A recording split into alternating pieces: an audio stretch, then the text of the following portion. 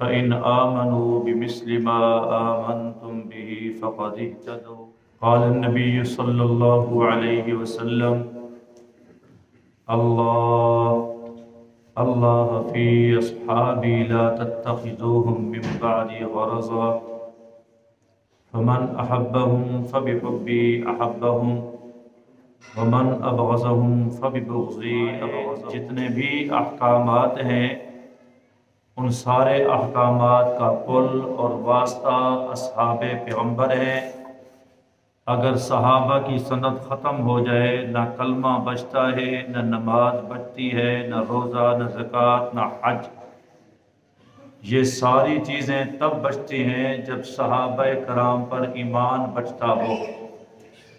یاد رہے دو نعمتیں ایسی ہیں جو اللہ تبارک و تعالیٰ کی عطا ہوتی ہیں، محنت سے نہیں ملتی. ایک نعمت نبوت ہے اور ایک نعمت صحابیت ہے. نبی بھی اپنی محنت سے نہیں بن سکتا. ساری زندگی عبادتیں، ریاضتیں، تسبیحات، مصلح آباد کر لے اور کہے میں نبی بن جاؤں، جب تک اللہ نہ چاہے کوئی نبی بن نہیں سکتا. نبی بھی اللہ کی عطا ہوتی ہے اور صحابیت بھی اللہ کی عطا ہوتی ہے. نبی بھی اللہ چنتا ہے اور صحابی کو بھی اللہ چنتا ہے. حضرت موسیٰ علیہ السلام کو نہیں پتا تھا کہ اللہ نے مجھے نبی بنانا ہے.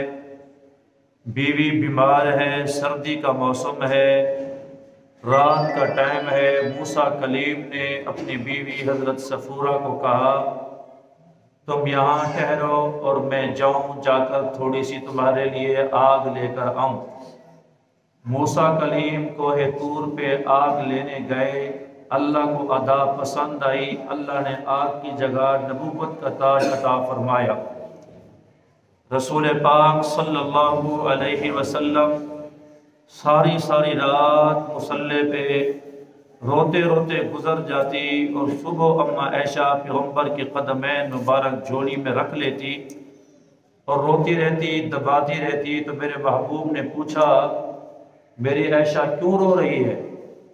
تو کہا میرے حبیب پیغمبر اللہ نے تو آپ کو کہا وَلَسَوْفَ يُعْطِيكَ رَبُّكَ فَتَرْضَىٰ. اللہ نے تو آپ کو کہا عَسَىٰ أَن يَبْعَثَكَ رَبُّكَ مَقَامًا مَحْمُودًا. پھر آپ اتنی ساری رات رکوع سجدے کرتے ہیں کہ پاؤں مبارک میں ورم آ جاتا ہے، کیا وجہ؟ اللہ کے حبیب فرماتے کہ اس رب کا شکر ادا کیوں نہ کروں جس نے اس یتیم کو نبیوں کا امام بنا دیا. سبحان اللہ. نبی پاک صلی اللہ علیہ وسلم ہو یا اور نبی ہو، نبوت بھی اللہ کے چاہنے سے ملتی ہے اور صحابیت کو بھی اللہ چنتا ہے. اپنی کسب اور محنت سے صحابی بنتے تو ابو لہب صحابی ہوتا. اپنی محنت سے صحابی بنتے تو کعب بن اشرف یہودی صحابی ہوتا. اپنی محنت سے صحابی نہیں بنتے. اللہ چاہے تو حبشے کے کالے بلال کو صحابیت کا شرف ادا کر کے بیت اللہ کی چھت پہ کھڑا کر دے. اللہ نہ چاہے تو ساری زندگی آپ کی کفالت کرنے والا خواجہ ابو طالب بغیر ایمان کے دنیا سے چلا جائے. ایمانیات میں سے یہ پکا لیں کہ ساری دنیا کے ولی، ساری دنیا کے قطب، ساری دنیا کے ابدال، ہزاروں حسن بصری، ہزاروں اویس قرنی، ہزاروں حضرت پیر عبد القادر جیلانی اکٹھے ہو جائیں. ان ساروں کی ولایت ایک طرف رکھو. اکیلے کالے بلال جو نبی پاک صلی اللہ علیہ وسلم کے سامنے کھڑے ہو کے اشہد اللہ کہہ کے اذان دیتا تھا اور حضور کی زیارت کرتا تھا. اللہ کی قسم سارے دنیا کے ولی اکیلے اس بلال کی نگاہ کا مقابلہ نہیں کر سکتے ہیں. نبی بھی اللہ کی عطا، صحابیت بھی اللہ کی عطا. دوسرا عقیدہ یہ ہے کہ نبی ہوتا ہے معصوم، صحابی ہوتا ہے محفوظ. نبی معصوم کا مطلب ہے کہ نبی گناہ کے قریب نہیں جا سکتا. نبی سے گناہ سرزد ہو ہی نہیں سکتا. نبی سے چوک ہو سکتی ہے، گناہ نہیں ہو سکتا. اللہ تعالیٰ نے سارے نبیوں کو معصوم بنایا، میرے اور آپ کے پیغمبر شفیع المذنبین رحمت للعالمین سید الاولین والآخرین سیدنا محمد مصطفیٰ صلی اللہ علیہ وسلم کو اللہ نے معصوموں کا سردار بنایا۔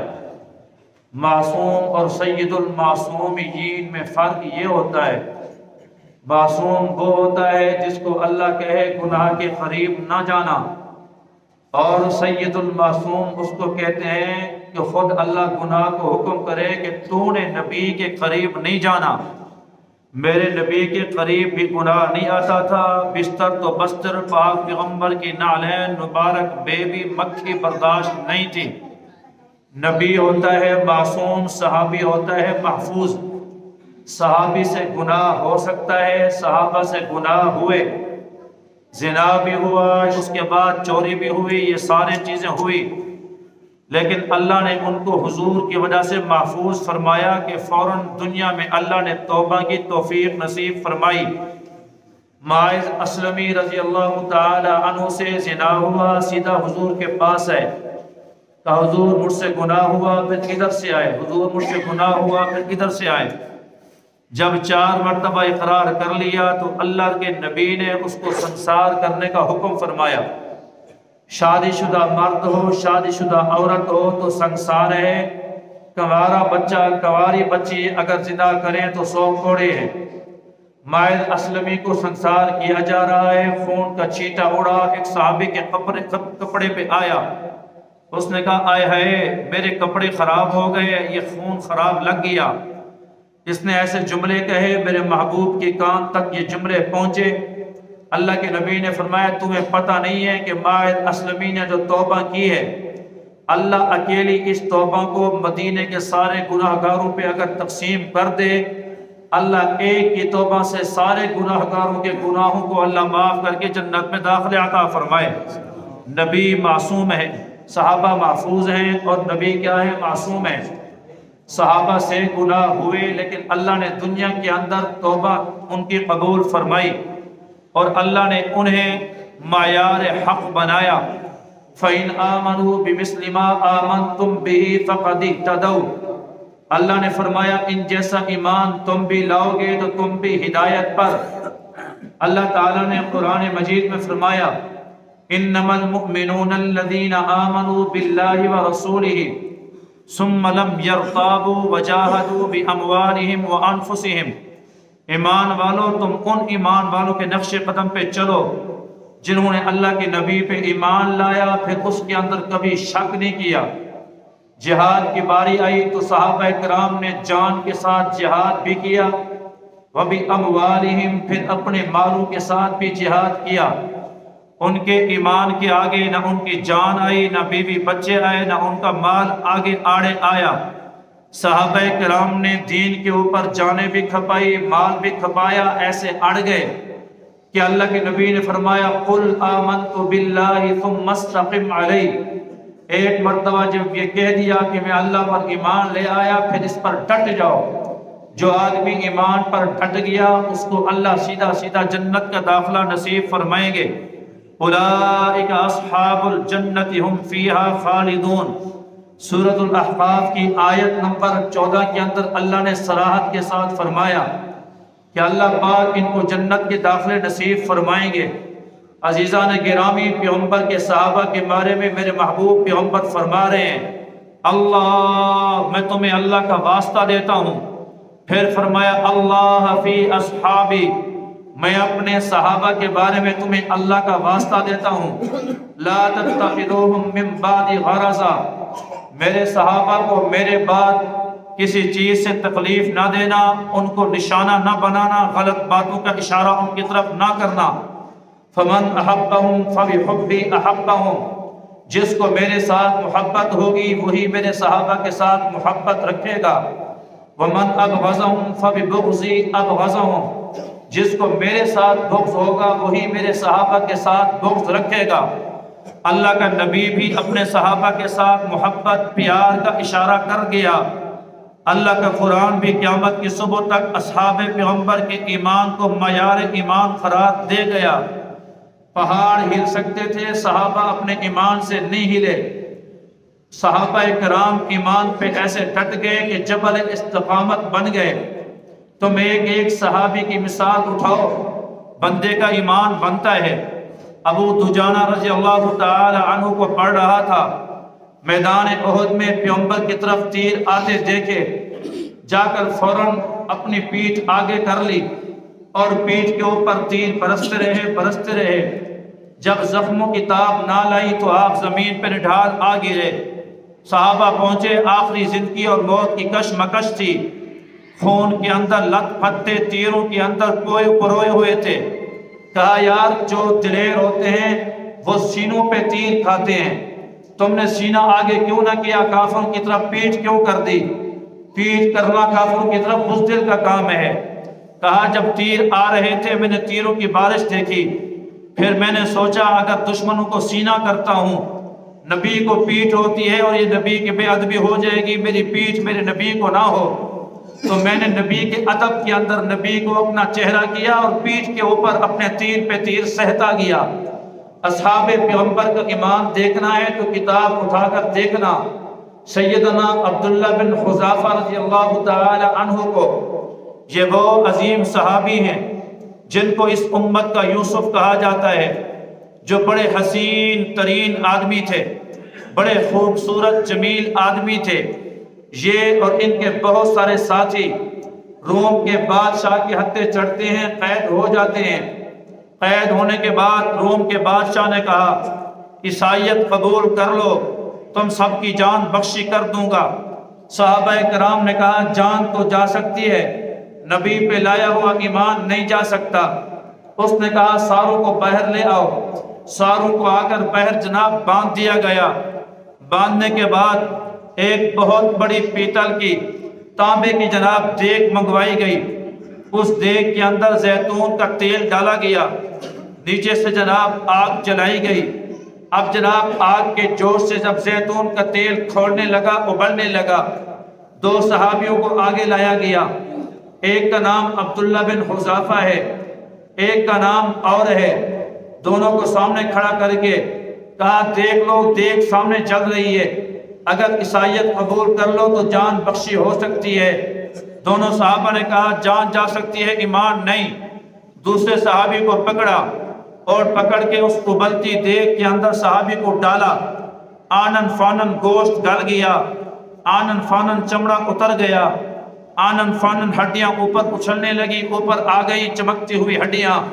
عبداللہ بن حذیفہ اپنی آنکھوں سے دیکھ رہے ہیں۔ جب دیکھا پھر پوچھا کیا خیال ہے؟ کہا فیصلہ جو پہلے تھا اب بھی فیصلہ وہی ہے۔ سیدنا عبداللہ بن حذیفہ رضی اللہ تعالیٰ عنہ کے متعلق بادشاہ نے کہا اس کو دیکھ کے قریب لے جاؤ، اس وقت تک نہ ڈالنا جب تک میرا اشارہ نہ ہو جائے۔ عبداللہ بن حذیفہ رضی اللہ تعالیٰ عنہ سامنے کھڑے ہیں، ساتھی ابلتا ہوا دیکھ رہے ہیں، دیکھ کھولتی ہوئی دیکھ رہے ہیں۔ اچانک آنکھوں کے اندر آنسو آ گئے۔ جب آنسو باہر نکلے فوراً ان بادشاہ کے درباریوں نے کہا بادشاہ سلامت لگتا ہے، عبداللہ بن حذیفہ پگھل گیا ہے، یہ جناب ڈر گیا ہے، آپ جو ہے وہ آئیں اس کی بات سنیں۔ بادشاہ نے کہا یہ پہلے مان لیتا، صرف ایک مرتبہ میرے کان میں کلمہ پڑھنا عیسائیت والا تیرا کام ہے، آدھی بادشاہ بھی تجھے دینے کو تیار ہوں، اپنی لڑکی کا رشتہ بھی دینے کو تیار ہوں، اب بھی موقع ہے۔ آپ اس وجہ سے رو رہے ہو کہ تم ڈر گئے ہو۔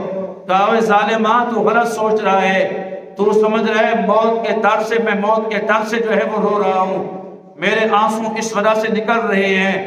اللہ سے میں نے دعا کی اللہ ایک جان تو نے دی، کاش اس جسم کے اندر تو 100 جانیں دیتا، پھر میں اس ظالم بادشاہ کا غلام بنتا، پھر اس کی قید میں آتا۔ یہ ظالم ایک ایک جان تیری توحید اور تیری رسالت، تیرے نبی کی رسالت پہ میری جان نکالتا، میں ایک ایک جان تیرے راستے میں قربان کر دیتا۔ میں اس وجہ سے رو رہا ہوں کہ جان ایک ہے، یہ چلی گئی فنا ہو گئی تو بس ہو جائے گی، 100 جانیں ہوتی یکے بعد دیگرے، 100 جانیں میں اللہ کی توحید کے اوپر قربان کر جاتا۔ صحابہ کے استقامت کا عالم یہ تھا۔ حضرت خبیب بن عدی رضی اللہ تعالی عنہ، یہ وہ صحابی رسول ہیں جن کو نبی پاک صلی اللہ علیہ وسلم نے سیدنا عاصم بن ثابت رضی اللہ تعالی عنہ کی سربراہی کے اندر بھیجا تھا جاسوسی کی خاطر۔ یہ 10 صحابی یہاں سے چلے اور ان کے امیر ہیں حضرت عاصم بن ثابت۔ یہ عاصم بن ثابت کون ہے؟ یہ عاصم بن عمر بن خطاب کا نانا ہے، حضرت عمر بن خطاب کے بیٹوں کا نانا۔ آپ سمجھ لیں کہ حضرت عمر کا کیا بن گیا؟ سسر۔ یہ وہ حضرت عاصم بن ثابت ہیں۔ حضور نے ان کو امیر لشکر بنا کر بھیجا۔ 10 آدمیوں کا قافلہ یہاں سے چلتا ہے۔ راستے کے اندر ایک قبیلہ حذیل ہے۔ ان حذیل والوں کو پتہ چلا صحابہ کرام یہاں آئے ہوئے ہیں۔ انہوں نے آ کر جناب راستے کو کھریدنا اور کوچنا شروع کر دیا۔ راستے میں کھجور کی گٹھلیاں ملی، مینڈیوں کو دیکھا، مینڈیوں کے اندر بھی کھجور کی گٹھلیاں تھی۔ سمجھ گئے کہ یثرب والے لوگ، مدینہ منورہ کے لوگ آئے ہوئے ہیں۔ وہ پیچھا کرتے کرتے صحابہ کرام کے پاس پہنچ گئے۔ صحابہ ایک پہاڑ کی چوٹی پہ چڑھ جاتے ہیں۔ انہوں نے کہا ہم تمہیں امن دیتے ہیں، آ جاؤ نیچے، تمہاری جان بخشی ہو جائے گی۔ صحابہ نے کہا یہ منافق لگتے ہیں، یہ عہد و پیمان پورا نہیں کریں گے۔ حضرت عاصم نے ان کے ساتھ جنگ شروع کر دی۔ تیر اندازی کے اندر 7 صحابی اس کے اندر شہید ہوتے ہیں، 3 صحابی نیچے اترتے ہیں۔ ان میں سے بھی ایک صحابی کو وہیں پہ شہید کر دیا گیا، سیدنا خبیب بن عدی رضی اللہ تعالی عنہ۔ ان کے ساتھ ایک اور صحابی ہیں، ان دونوں کو گرفتار کر لیا جاتا ہے۔ جب گرفتار کیا گیا، ان کی مشقیں باندھی گئی، مشقیں باندھ کے ان کو بازار کے اندر بیچا گیا۔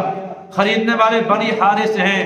سوال کوئی آدمی مجھ سے کرے مولوی صاحب بنی حارث والوں نے کیا دیکھ کے خریدا تھا؟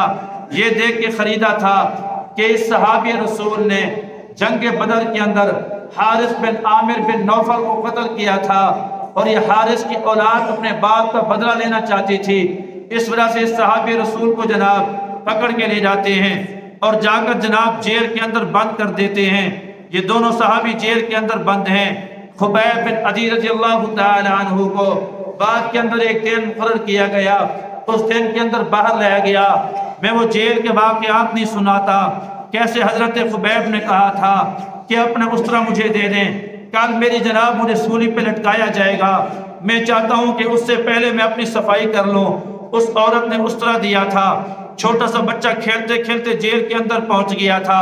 اس عورت نے دیکھا صحابی رسول کی ران پہ کافر کا بیٹا بیٹھا ہے، صحابی رسول کے ہاتھ کے اندر اسطرہ موجود ہے، دشمن کا بیٹا موجود ہے۔ عورت ماں کی ممتا اٹھی، وہ لرز اٹھی، اس نے کہا کہ میرا بچے کی جان جائے گی۔ سیدنا خبیب نے کہا بی بی پریشان ہونے کی بات نہیں، محمد کریم کی چہرے کی جس نے زیارت کی ہے وہ عورت پہ بھی ہاتھ نہیں اٹھاتا، وہ بچے پہ بھی ہاتھ نہیں اٹھاتا، فکر نہ کرتی۔ وہ بی بی بعد میں کہا کرتی تھی میں نے حضرت خبیب جیسا قیدی آج تک نہیں دیکھا۔ عرب کی زمین کے اوپر انگور ملنا محال ہوتے تھے، کوئی موسم نہیں تھا، انگور نہیں تھا، میں دیکھتی تھی ہاتھ باندھے ہوئے ہیں، پاؤں باندھے ہوئے ہیں، بے موسم اللہ حضرت خبیب کو انگوروں کا پھل کھلایا کرتا تھا۔ لیکن وہ ایک مختصر یہ ہے، وہ دن آیا جب سیدنا خبیب رضی اللہ تعالیٰ عنہ کو جناب وہاں پر باندھا گیا۔ باندھنے کے بعد سارے کافر اکٹھے ہوئے، ایک دشمن آگے بڑھتا ہے اور آ کر ایک برچھا لیتا ہے، برچھا لے کر آپ کو وار کرنا شروع کر دیتا ہے۔ زندہ آدمی کے جسم پہ جب برچے چلتے ہیں تو بتاؤ کتنی تکلیف ہوتی ہوگی۔ وہ صحابی اللہ اللہ کہہ رہا ہے، یہ برچے چلا رہا ہے۔ برچے چلاتے چلاتے ایک آدمی اور آیا، اس نے نیزے کی انی جگر والی جگہ پہ رکھی، زور اتنا زور سے دیا کہ وہ پیٹ سے باہر نکل گئی۔ جب حضرت خبیب نے آہ نکالی، پھر اس نے کان کے اندر کہا خون کے اندر لت پت ہیں اور جان کنی کا عالم ہے۔ آپ سے پوچھا آپ تو یہ چاہتے ہوں گے کہ اس جگہ محبوب کریم صلی اللہ علیہ وسلم ہوتے، کیا ہی اچھا ہوتا۔ سیدنا خبیب نے آنکھ کھولی، جرت کو جمع کیا، کہا ظالمہ میرے جسم کی بوٹی بوٹی کر لے جائے، یہ مجھے برداشت ہے، لیکن محمد کریم کے ایک قوم مبارک کے اندر ایک کانٹا بھی چبھے یہ خبیب کو برداشت نہیں ہے۔ اے خبیب نہیں کہ خبیب پیغمبر کے نام پہ قربان ہو جائیں۔ خبیب بن عدی کو جب شہید کیا گیا، ایک آدمی چشمدید دیکھ رہا تھا، کہا تھا عمر بن خطاب کے دور میں یہ بیچارے روتے روتے اچانک بے ہوش ہو جاتے۔ عمر بن خطاب نے ان سے پوچھا تھا کیا وجہ ہے کہ اچانک دورہ پڑتا ہے، آپ بے ہوش ہوتے ہیں؟ کہا میں نے خبیب بن عدی کو دیکھا تھا جب لوگ ان کو زخموں سے چور چور کر رہے تھے، تیروں کے نشانے بنائے تھے، جب ان کو برچے مارے گئے تھے، جب ان کو نیزے مارے گئے تھے، مجھے جب وہ منظر یاد آتا ہے جناب میں بے ہوش ہو جاتا ہوں، میں اس کو برداشت نہیں کر سکتا ہوں۔ مسلمانوں دین ایسے نہیں پہنچا، دین صحابہ نے خون پیش کر کے پہنچایا، دین صحابہ نے بچے یتیم کر کے پیش کیا، دین صحابہ نے بیویوں کو بیوہ کرا کے ہم تک پہنچایا، دین صحابہ نے مدینہ چھوڑا ہم تک پہنچا، دین صحابہ نے مکہ چھوڑا پھر ہم تک پہنچایا۔ صحابہ کو اللہ تعالیٰ نے دین کا پل فرمایا۔ اگر صحابہ کی شان ہے تو نماز ہے، صحابہ کی شان ہے تو روزہ ہے، صحابہ کی شان ہے تو حج ہے، صحابہ کی عظمت ہے تو جہاد ہے۔ صحابہ ختم ہو جائے کچھ بٹتا نہیں ہے، تیری میری بخشش ہوگی نماز کی وجہ سے، تیری میری بخشش ہوگی روزے کی وجہ سے، تیری میری بخشش ہوگی حج کی وجہ سے، تیری میری بخشش ہوگی جہاد کی وجہ سے، عبادات کی وجہ سے۔ اللہ صحابہ کی بخشش کرے گا، محمد کی یاری وفاداری کے بدلے میں اللہ صحابہ کو بخشش کے پروانے عطا فرمائے گا۔ پھر میں کیوں نہ کروں، پھر میں کیوں نہ کہوں، لے شوق سے نام صحابہ کا، کر چرچا عام صحابہ کا، گر طلب ہے تجھ کو جنت کی تو پلہ تھام صحابہ کا۔ اولئک هم الفائزون، اولئک هم المتقون، اولئک هم المؤمنون حقا، اولئک هم الفائزون، اولئک الذین امتحن اللہ قلوبهم للتقوى، لقد رضی اللہ عن المؤمنین اذ یبایعونک تحت الشجرہ والذین معه اشداء علی الکفار رحماء بینہم تراہم رکعا سجدا وسیجنبها الاتقى الذی یؤتی مالہ یتزکى فالذین ہاجروا واخرجوا من دیارہم وَأُوذُوا فِي سَبِيلِي۔ قرآن کی سینکڑوں ایسی آیات جس میں اللہ تعالیٰ نے صحابیت کے شرف کو اللہ نے بیان فرمایا ہے۔ مسلمانوں جیسے جیسے صحابہ کا شان بڑھتا ہے اللہ کی قسم ہمارا ایمان بڑھتا ہے۔ صحابہ کی طرح دین پہ قربانی دینے کا جذبہ اولاد کو سکھائیں گے انشاءاللہ، خود صحابہ کرام کی طرح دین پہ نکلنے کی کوشش کریں گے انشاءاللہ۔ صحابہ دین پہ اپنے آپ کو لٹا گئے تب ہم تک دین پہنچا ہے، ہم اپنے آپ کو دین پہ کھپائیں گے اللہ ہماری نسلوں کے اندر دین کو زندہ فرمائے گا۔ اللہ پاک صحابہ کرام کی طرح دین کے ساتھ